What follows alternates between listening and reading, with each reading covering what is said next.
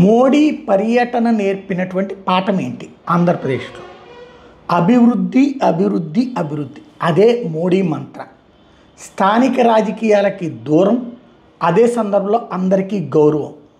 చంద్రబాబుని అపారంగా గౌరవించారు.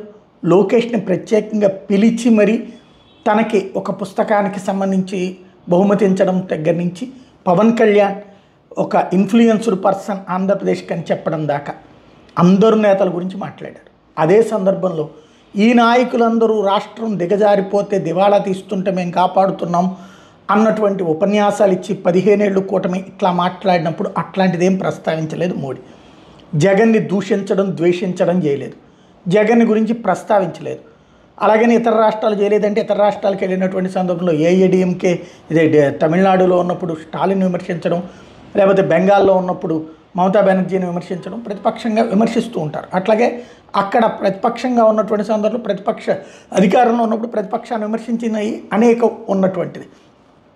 మధ్యప్రదేశ్లో కావచ్చు, కర్ణాటకలో కావచ్చు. ఇక్కడ మాత్రం లేదు. అంటే ఒకటి స్పష్టమైన సంకేతం, అభివృద్ధి చేస్తున్నంతసేపు కూటమిగా ఉండటానికి సిద్ధం, అనవసరపు రాజకీయాలు చెయ్యనంత వరకు కూటమిగా ఉండటానికి సిద్ధం.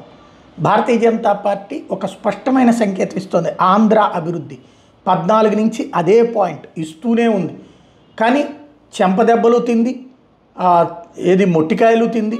అదే సందర్భంలో గెలిచింది, నిలబడింది, కలబడి సాధించింది.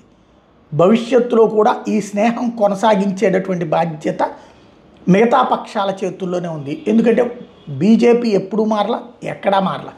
మారింది మిగతా వాళ్ళ అభిప్రాయాలే, మార్చుకున్నది మళ్ళీ వాళ్ళే. కాబట్టి ఆ విధమైన స్పష్టమైన సంకేతం ఇచ్చుకొచ్చారు.